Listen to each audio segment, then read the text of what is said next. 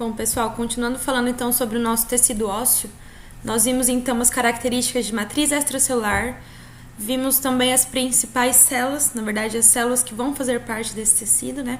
E agora a gente vai falar sobre duas formas de formação dos ossos, tá? Isso é chamado de osteogênese. Se a gente pensar nessa palavra, ó, osteo significa osso, gênese lá é o início, a formação de alguma coisa, tá? Em que momento que são formados os ossos? Então, quando o embrião está em desenvolvimento, né? Quando o indivíduo está crescendo, então, vocês concordam comigo que o osso vai crescendo junto com esse indivíduo? Tem situação, por exemplo, também da remodelação óssea, que a gente falou no vídeo anterior. Então, a pessoa vai lá, usa um aparelho ortodôntico e aí tem uma remodelação do osso, tá? Existem duas formas, então, que a gente vai ver de osteogênese, de formação dos ossos. Tem a intramembranosa e a endocondral, tá? Um vai derivar de cartilagem e o outro vai derivar de tecido conjuntivo, tá? A endocondral é a mais comum, a intramembranosa é a menos comum, tá? Então, a gente vai estudar em qual situação cada uma delas está presente, tá? A intramembranosa, pessoal, é quando acontece o processo de recém-nascido, o desenvolvimento. Então, vocês já ouviram falar assim, alguma tia, mãe falar assim, ai, toma cuidado que, acho que é a moleira, né, que o pessoal chama, a moleirinha dele tá aberta. O que significa? Que o osso não tá rígido, não tá tão firme, né? Então, essa moleira a gente vai chamar de fontanelas, ou são os fontículos que os recém-nascidos têm. Então, existe uma divisória entre os planos, as cavidades, o osso plano do crânio, tá?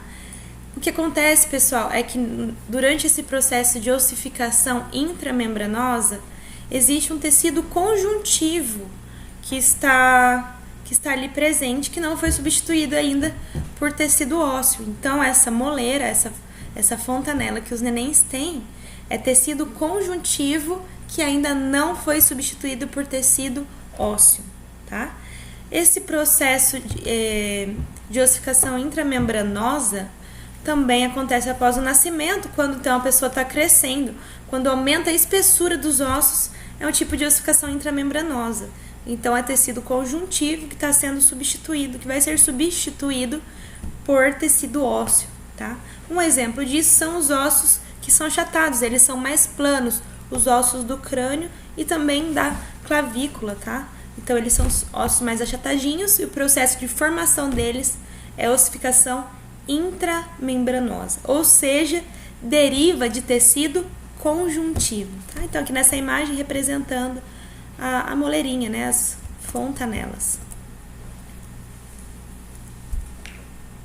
Então, aqui mostrando então, tecido ósseo junto com tecido conjuntivo. Se a gente for observar no nível histológico, né, essas moleiras, a gente tem tecido ósseo e tem tecido conjuntivo ali junto, tá?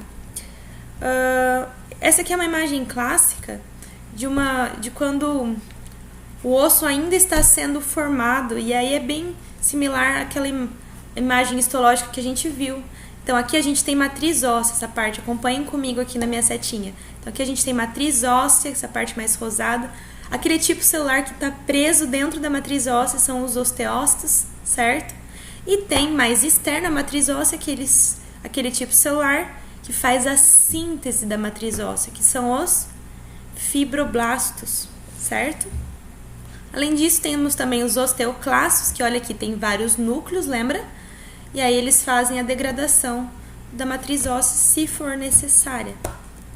Tudo bem, pessoal? Então, aqui nessa imagem, essa parte rosa é matriz óssea, essas células presas aqui dentro da matriz óssea são os osteócitos, certo?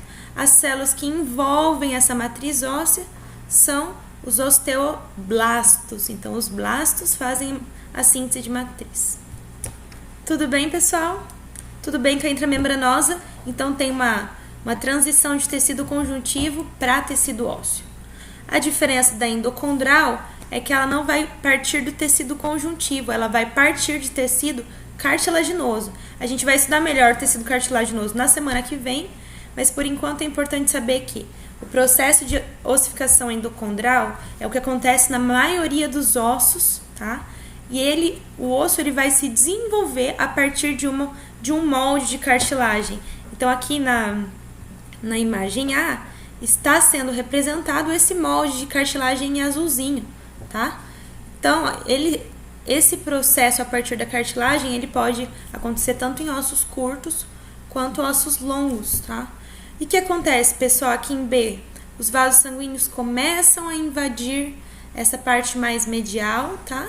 Do osso, e aí, à medida do tempo, à medida que isso vai evoluindo, esse tecido cartilaginoso, ele passa a ser substituído por tecido ósseo, tá? Então, se a gente observar aqui nessa imagem E, essa parte azulzinha foi o que sobrou, por enquanto, de cartilagem. Em determinado momento da vida, isso vai ser totalmente ossificado. Mas, enquanto isso, essa parte azulzinha ainda é cartilagem, e essa parte aqui de dentro, essa parte mais amarelinha, é tecido ósseo que já está sendo formado, tá? Essa parte azul, pessoal, principalmente dos ossos longos, então, por exemplo, o fêmur, é chamada de disco epifisário, ou seja, o disco epifisário é essa região que ainda não foi ossificada, então ela ainda é cartilagem, tá? Por que é importante esse disco epifisário, pessoal? Porque enquanto esse disco epifisário ele não ossificar, o osso ele ainda continua crescendo em extensão, tá? Chega no momento da vida, então, por exemplo, por volta dos 18 anos, de acordo com o jogo de hormônio da pessoa, vai ter uma sinalização para essa região aqui, então, o disco epifisário, que é a cartilagem, ser ossificado. A partir do momento que aconteceu essa ossificação, pessoal, não tem mais como a pessoa crescer, tá? Ela não cresce mais. Ela já está ossificada, não é mais móvel. Se a gente observar aqui, pessoal, tem uma região de transição, né? Então, aqui na imagem F, tem uma parte que é bastante cartilagem, e se vocês observarem bem aqui na região F, a característica morfológica, a forma dessas células, ela vai sofrendo alterações, vai se modificando. Então, que tipo de alterações ela vai sofrendo? Então, aqui nessa imagem, a gente consegue ver aumentado essas alterações. Então, de acordo com essa forma das células, elas vão ser organizadas em diferentes zonas, tá? Então, a parte das células que ainda tem característica de cartilagem vai ser chamada de zona de cartilagem em repouso. Então, essa parte aqui que eu estou sinalizando, tanto nessa região aqui, quanto essa partezinha aqui, ó, na lâmina histológica. Então, um tecido de cartilagem característico, essa cartilagem chamada de cartilagem hialina, tá? Essa cartilagem roxinha clara.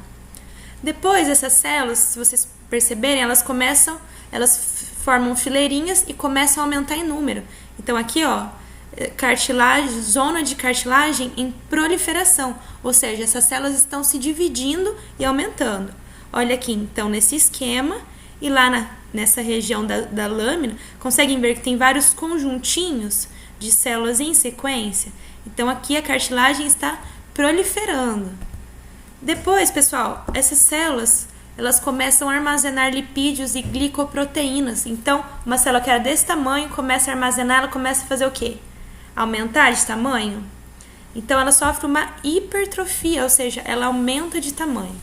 Quando acontece isso, é chamada de cartilagem hipertrófica, tá? Então, agora, essas células da cartilagem começam a armazenar substâncias, principalmente lipídios, e aí ela começa a ficar maior, tá? Então, aqui embaixo, ó, essa região aqui na lâmina, a gente tem as sequências de células, só que ela tá ficando maior, então ela tá mais cheia. Depois a gente tem a cartilagem calcificada, tá? Nessa cartilagem calcificada, pessoal, como o próprio nome já diz, vem de cálcio, tá? Então, as células da cartilagem, nesse momento, elas começam a secretar fosfatase alcalina, ou seja, o que essa enzima, essa proteína vai fazer? Ela vai calcificar essa região. Então, aquelas células que estavam cheias de substâncias começam a secretar essa fosfatase alcalina e essa região vai começar a calcificar. Então, agora vai estar sendo liberado cálcio. Então, essa região aqui na lâmina, conseguem observar aqui comigo, que ela é mais clarinha? Ela é mais clarinha porque está sendo produzido cálcio nessa região. Então, ela vai calcificando, vai adquirindo essa consistência mais rígida que o cálcio possibilita.